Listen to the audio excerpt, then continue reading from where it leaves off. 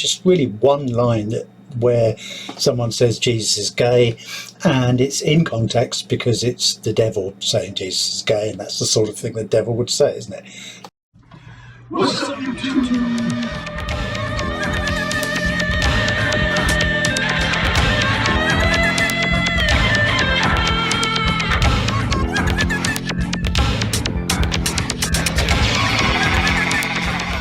Oh, yes. Yeah, that's good.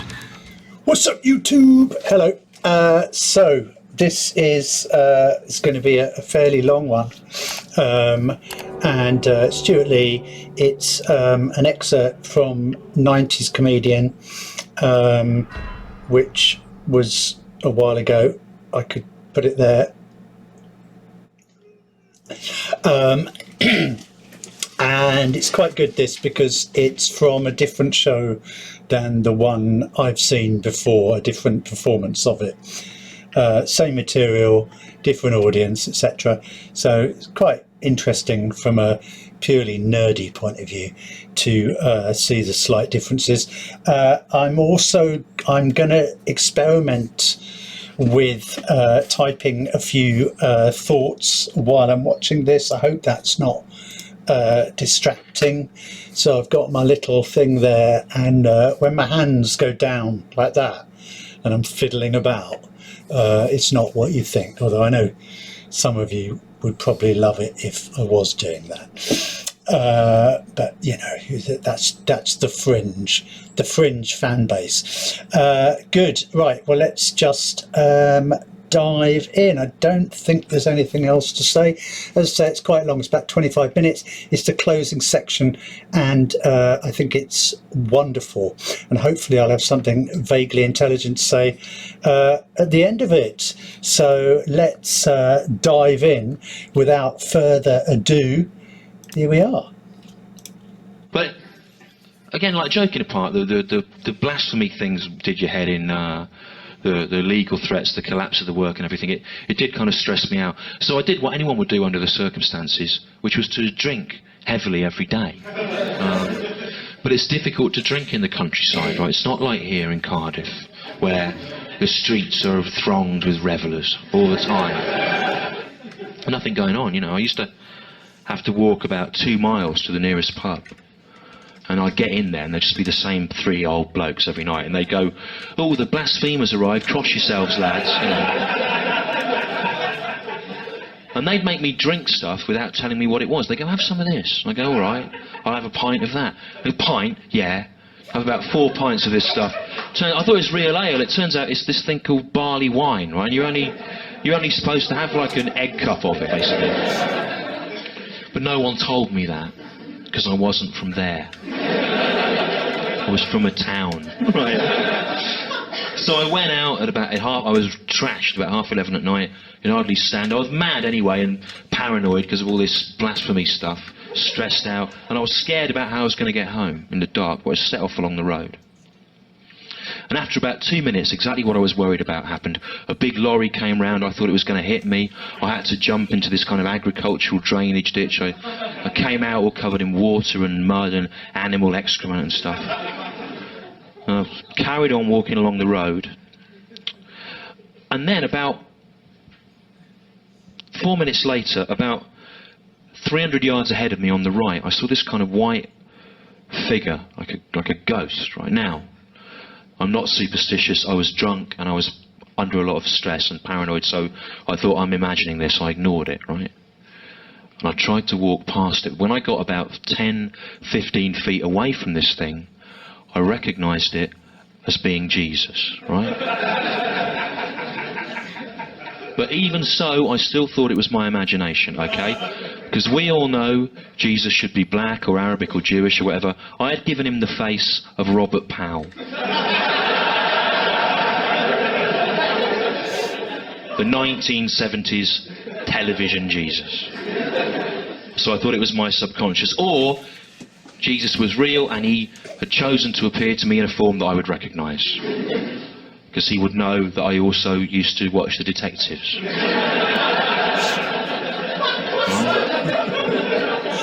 He could have come as Jasper Carrott. which is the same initials, right? But Robert Powell is a more holy kind of figure, and but even so, I thought, this is my subconscious, I'm going nuts. I tried to walk on past it, but as I got level with Jesus, he took my hand and he started to lead me along the lane. Even then, I thought, this is still my subconscious. What do I want? A, I want to get home safely, and B, I have this anxiety about reconnecting with faith, and he's taking my hand in my imagination. That's what that is, right? It's not real. But then he started talking to me, Jesus. He said to me, Stu, that kind of swung it. He said to me, Stu, I know that my representatives on earth have come out against you and your co-workers and loved ones and accused you of blasphemy, he said, but I forgive you, he said, and I want you, if you can, to find it in your heart to forgive me. And I said to him, what do you mean, Jesus? And he said, well, Stu, he said, there was another man, wasn't there, 2,000 years ago, who annoyed the religious establishment of his time. In fact, a lot of people didn't like some of the true things that he had to say. In fact, they crucified him for it, Stu. Maybe, just maybe, you are the rightful inheritor of his crown. Now, can I just make clear at this point, right? I am not saying that I'm Jesus, okay? I'm not saying that I am Jesus. That's for you to think about. I'm not saying I'm Jesus, right? I'm not. But if I was him, I'm not. But if I was him, this, not. But if I was him, I'm not. But if I was him, I'm not him. I'm not him, right? I know you think I am, but I'm not. You're going, yeah. But if you were, you would say you weren't, wouldn't you? To trick us. I'm not. I'm not him, right?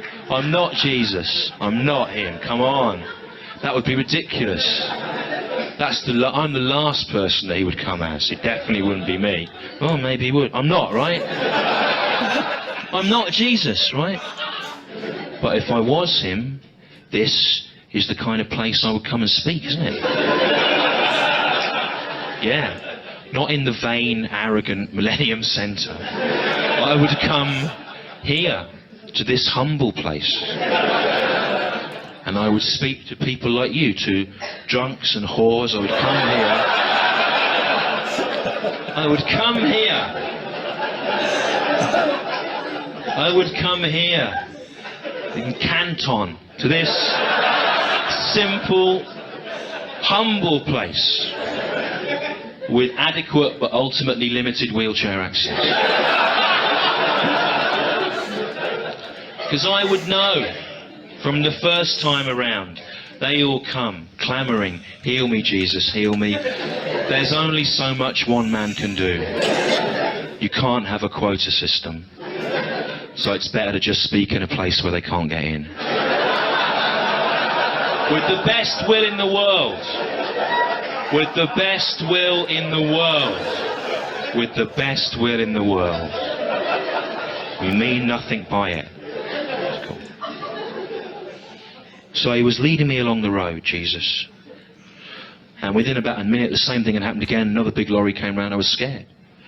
But he seemed to do something to either slow it down, or we became immaterial. It passed through us. We weren't hurt.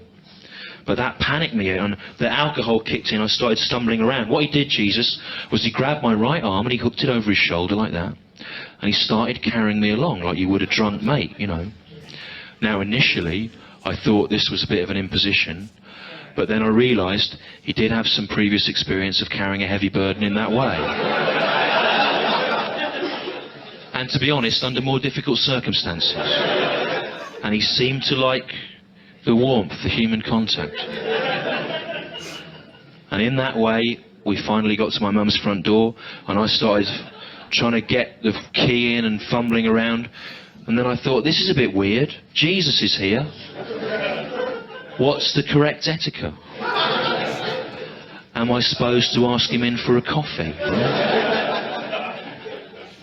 You know, and hope that he doesn't read anything into that. Okay, I'm not saying that Jesus is gay. That's part of what caused the problems last year, but 1 in 10 people are, and you can't, especially in a port town, but you can't make assumptions. And while I was thinking about this, he disappeared. And I felt bad, because I was grateful that he helped me home, but I was relieved I didn't have to deal with what to do, and I felt like I'd betrayed him, but he'd gone, and I was relieved. And I let myself into the house, and as soon as I got in, I realised I was going to be sick. But I didn't want to go upstairs where my mum was asleep and wake her up. So I ran round to this little room my mum's got by the back door. Your mum's probably got a room like this, okay? It's about as big as this front of this stage, okay? And there's a little hand basin here, and there's a toilet here, and here there's a towel rail. And on the towel rail is a little hand towel. That hand towel isn't to be used for hands, okay? That hand towel is only to be used for wiping the cat's feet when the cat comes in wet from the garden, okay? It's the cat's feet towel. Don't wipe your hands on that, Stu. It's the cat's feet towel. Use your hair. So, I ran round to this little room, but before I could get a grip, I was immediately sick all over the floor, right? All over my mum's floor. So I bent down, I wasn't myself, remember, I was mad. And I tried to scoop up the sick. But doing that made me be sick again, and I was sick all down my clothes until my clothes had become covered in sick. And so I groped around, and I ended up grabbing the cat's feet towel. And I used that to try and wipe it up, but there was too much. And the cat's feet towel became overwhelmed, saturated with sick. If the cat had come in now, with wet feet, they would have had to stay wet. Or have sick put on them.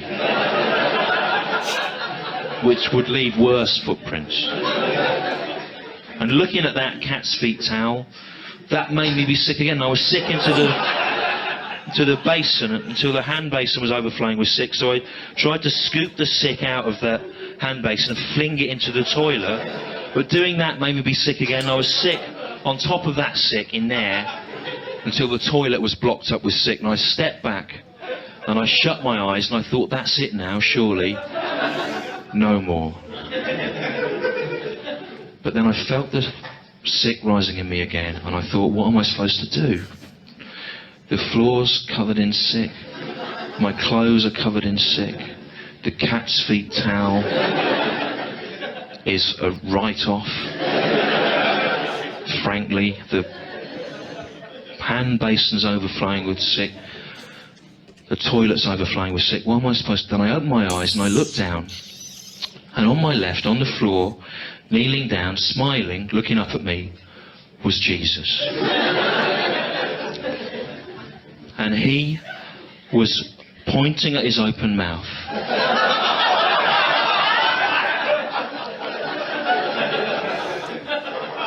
As if what he wanted was for me to vomit into the open mouth of Christ. And I looked down and I thought, this can't be right. But he was pointing and laughing and smiling and encouraging me. And then I remembered he did have some history of sacrifice. So against my better judgment, at his apparent insistence, I did it. I vomited into the open mouth of Christ until the mouth of Christ was overflowing with my sick. Now, right, I've been doing stand-up for 17 years, okay, and I can sense when there's tension in a room. And I know why it is, and I understand it. Basically, there's a performer-audience bond of trust built up. We have worked on that together over the last hour. And you think, yes, there is, Stu, but you've broken that bond of trust. because we weren't expecting to be made to visualise this image. There was no warning of this. It wasn't flagged up. There was no indication that you would do something like this, especially when you opened with all that light-hearted material about the bombings. And if you feel betrayed, you have my sympathies. I'm sorry, right there. But I'm just trying to understand this, and there is a performer-audience relationship, and there are probably people here thinking, yes, there is, Stu, and you have presumed upon that relationship. This is inappropriate. It's too much too soon. It's gone too far. It's presumptuous to do this. It's like fingering someone on a first date. You wouldn't do it.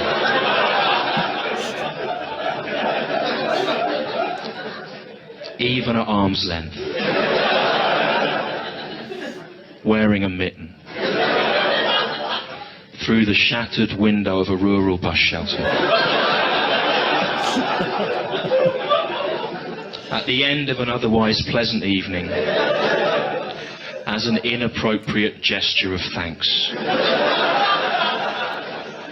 You wouldn't do that, Stu, so why are you doing this? Why?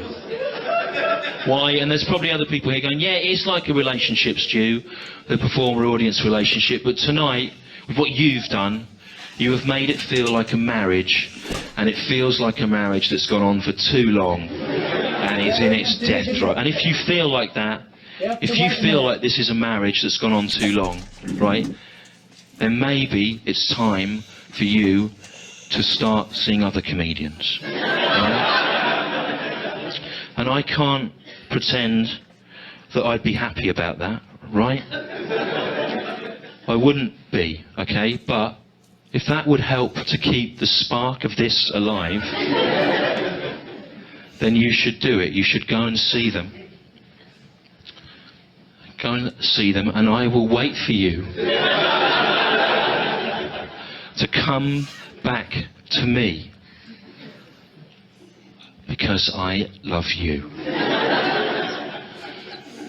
And I will come here when you're all laughing at something else, when you're laughing at Nico and Joe's film club. I will come here.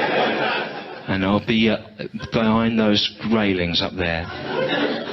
And I'll be watching you, giving them the laughs that you owe to me. And I'll be crying. But because it's you and I love you, I won't be able to stop myself from becoming aroused. Fence thing, and I'll be crouching down and I'll be watching you all laughing, ha ha ha, and I'll be crying, right? But I will also be masturbating, right? And I will be enjoying that unique fusion of profound grief and violent sexual arousal. And that's the most profound feeling anyone can ever have. And if you have never had that feeling, you won't understand me. And if you don't understand me, how do you expect this to work out, right? So you have to understand that feeling. If you've never experienced that, then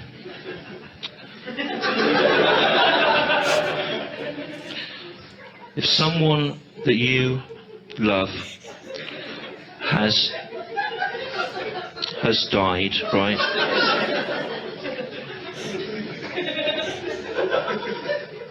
Don't take flowers to the grave. Take whatever apparatus you need to achieve a state of mind whereby you can pay them the highest tribute of all.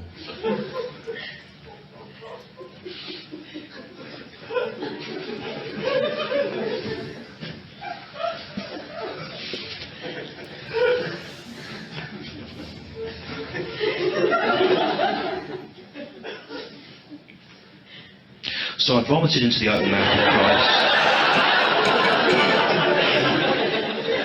And I stepped back and I shut my eyes and I thought, that's it now, surely, no more. But then I felt the sick rising in me again.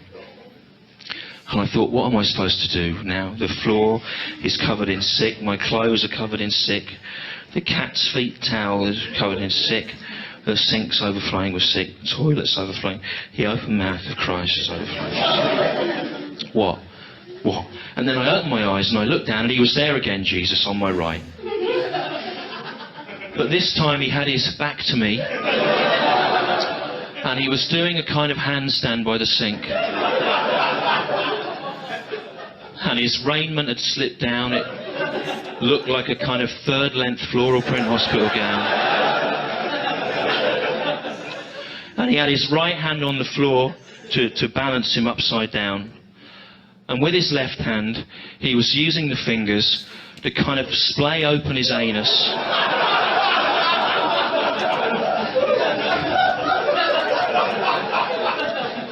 As if what he wanted was for me to vomit into the gaping anus of Christ.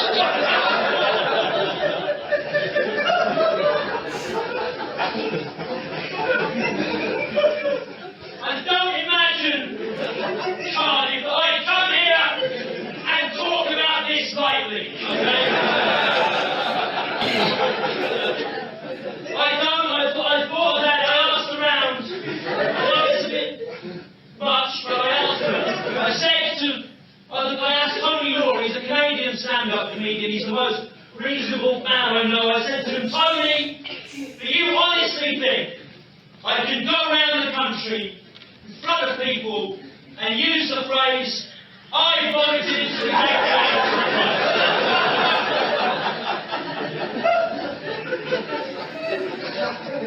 And he said, well, possibly if it's in context.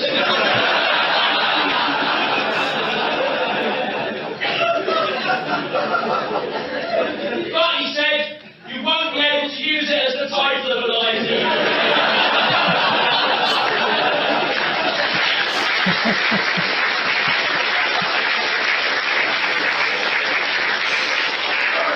I said, I'm not going to do that, Tony, I'm not insane.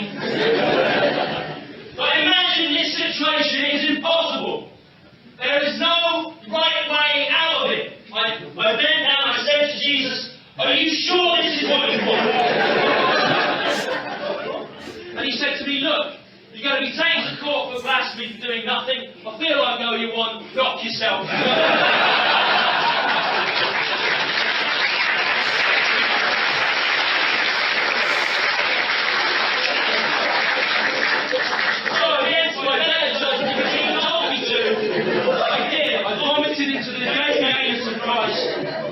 Until the anus of Christ was overflowing. I did that.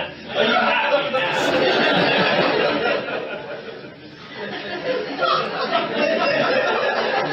And then I sat back and I shut my eyes and I thought, that's it now, surely, no more. But then I felt the sick rising in me again. And I thought, what am I supposed to do? The floor is covered in sick, my clothes are covered in sick, the cat's feet towel is ruined.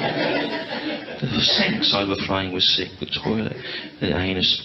Then I remembered, lads, you know you're doing a wee in the toilet, right? And there's a bit of poo on the back of the bowl, and you think, ooh, I'll hose that off.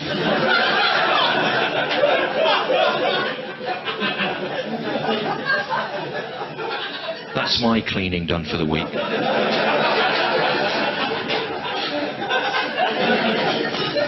So what I did was I got my penis out and as respectfully and tenderly and accurately as I could, and I urinated into the gaping anus of Christ, so that all the vomit there kind of foamed up and went on the floor, leaving just enough room for me to vomit for one second and final time into the gaping anus of Christ, which I then did.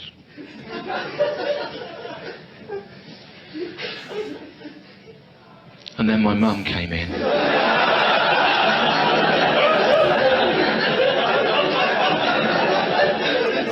She looked at the sick on the floor, She looked at the sick all down my clothes. She looked at the cat's feet towel, all covered in sick. She was irritated by that. She looked at the sink overflowing with toilet overflowing with sick, the gaping anus of Christ overflowing with my sick. And she said to me, "Have you been sick?"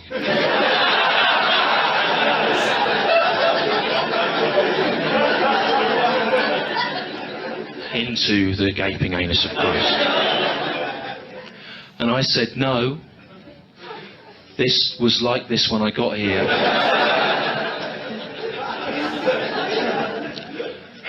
The cat must have done it. And she said, "The cat's in the garden and his feet are wet." And I'd like to know what you propose to do about that, given the current state of the cat's feet. And then she said to me, "It was you, wasn't it?" And I said, "Yes." And she said, "Let me give you some advice." And I listened because I love her and she tends to be right. She said, "Given your current situation," she said, "and the state of the world as it is," she said, "under no circumstances can you ever consider talking about this incident on stage." And I said to her, "Well, I might have to." And she said, "Well, I can't stop you, but," she said, that's what she was used to when I was a kid, "I can't stop you, but." It's like putting the ball in your court. She said, "I can't stop you, but," she said, "if you are going to talk about this, you have to know why you're doing it, what kind of point you're trying to make." And I said to her, "Well, three things, Mother. Firstly, to make the point that a symbol, be it an icon or a flag or whatever, is only as worthy of respect as the values of the people that appropriate it. Secondly, that if a symbol goes out into the world, into places where it's perhaps not understood or wanted or valued, you shouldn't be too upset if it then takes on a shape you don't recognise as your own. And thirdly, that if you attempt to apply limits to freedom of expression, either through legislation or intimidation or threats, what will then happen is that reasonable people, often against their own better judgment, will feel obliged to test those limits by going into areas they don't feel entirely comfortable with. I personally haven't enjoyed the last half hour at all. I do it only to safeguard your liberty."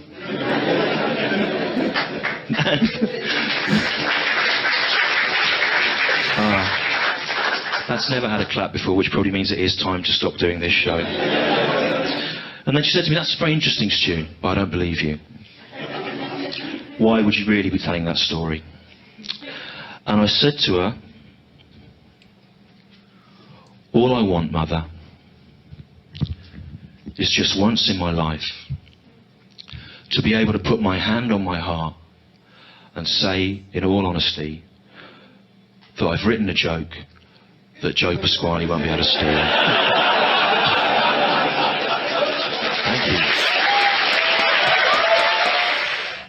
Oh, wonderful.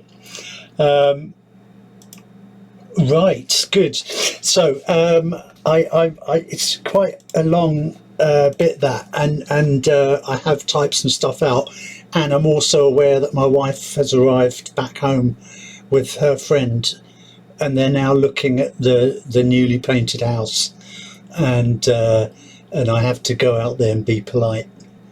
So I should make this as snappy as possible. So the context of this is, if you don't know, that Stewart Lee wrote the lyrics to a show called Jerry Springer the Opera, which I saw actually in London.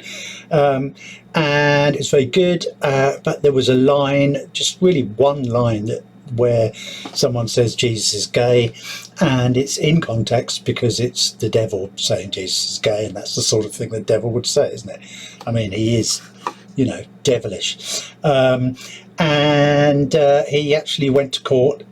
They tried to prosecute him under blasphemy laws, and he won the case. And also, I think those blasphemy laws were actually changed afterwards. So a little victory there for freedom of speech. So, I mean, really, amazing storytelling.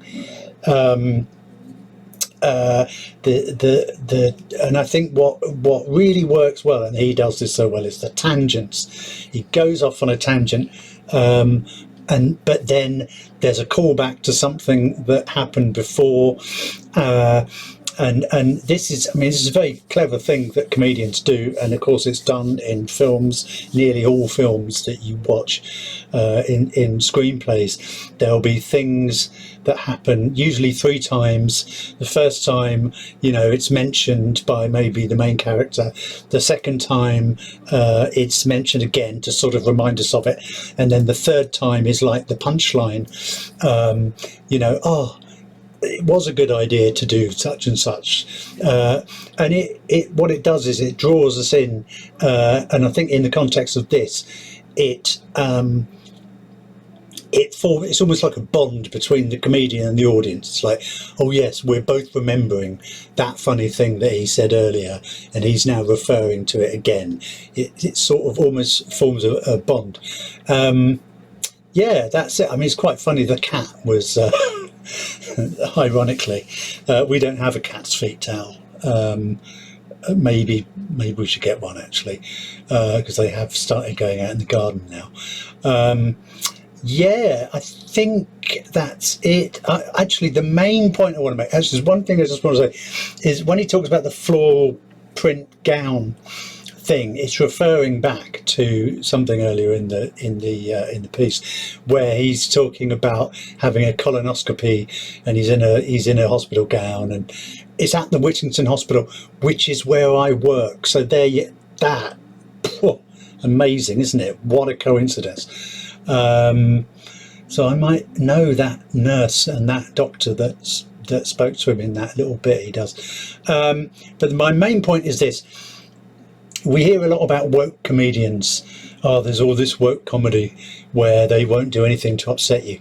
Well, I think this is a great example of the absolute opposite of that, because Stewart Lee is very much left-wing socialist, anti-racist, you know, etc., etc. And yet he does this thing that is so shocking. And yeah, it is all about context. And he probably couldn't have done the same thing with Muhammad being the main protagonist. So I think that says something about the world we live in. So there you go. Thank you very much for watching. Do continue to like, subscribe, notification button, etc., etc.